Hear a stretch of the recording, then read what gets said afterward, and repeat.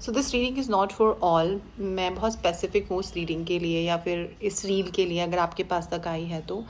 सबसे पहली चीज़, अगर आप काफ़ी लंबे समय से अपनी ड्रीम में ईश्वर की प्रतिमा को देख रहे हैं, ईश्वर को देख रहे हैं, या फिर किसी मंदिर में आप जा रहे हैं, या फिर आपको कोई ऐसी आकृति नज़र आ रही है जो है पॉजिटिव लेकिन आप समझ नहीं पा रहे हैं ये है क्या।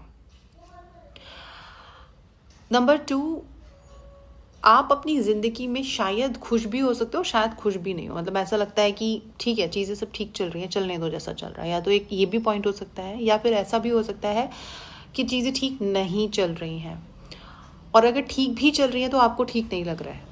ठीक है कि कुछ तो गड़बड़ है, कुछ तो है जो मुझे करना है, कुछ तो है जो मुझे ईश्वर बताना चाहते हैं। इस तरह की एनर्जी अगर आपकी ज़िंदगी में बन रही है तो मैं आपको बताना चाहती हूँ, बहुत कम सोल होते हैं जिसको ईश्वर चूज़ करते हैं और उसको बहुत सारी डिफ़िकल्ट सिचुएशन में डालते हैं। हर एक कदम पे आपको ऐसा लगता है कि ये चीज़ मेरे लिए ठीक होगी या नहीं। हर इंसान आपको धोखा देता है, हर इंसान आपको इनकार कर देता है समझने से, है ना? और जितना ज़्यादा आप चीज़ों के पीछे भागोगे उतना ज़्यादा चीज़ें आपसे वो दूर भागती रहेंगी।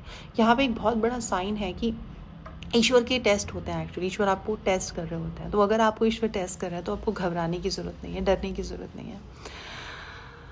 ईश्वर आपके साथ कनेक्ट होना चाहते हैं, आपसे बात करना चाहते हैं, आपको बताना चाहते हैं कि आप यहाँ इस दुनिया में करने क्या आए थे।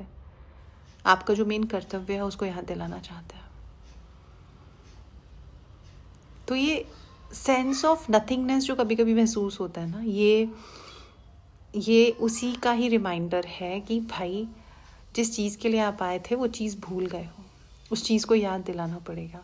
तो वो याद ऐसे तो नहीं करोगे। तो इंसान क्या करता है, चीज़ें छीननी शुरू कर, भगवान क्या करता है, चीज़ें छीननी शुरू कर देता है आपसे। जानबूझ के वो आपको दुख नहीं देना चाहता, लेकिन जब तक आप उस दुख में नहीं आओगे, जब तक आप उस परिस्थिति में नहीं आओगे, आप एक्चुअल में अपने पर्पस को नहीं समझ पाओगे। तो उसके पास यही एक तरीका है आपको बताने का। और इसीलिए आप ये ड्रीम में जो सब कुछ चल रहा है आपके, जिसको आप नहीं समझ पा रहे, उसको डिकोड करने का समय आ चुका है। तो decode this and find your soul purpose. कैसे आप अपने सोल पर्पस को पा सकते हैं, उसके लिए जो भी सिचुएशन है उसको एज इट इज़ एक्सेप्ट करना है। ठीक है, कोई भी फिल्टर यूज़ किए बिना।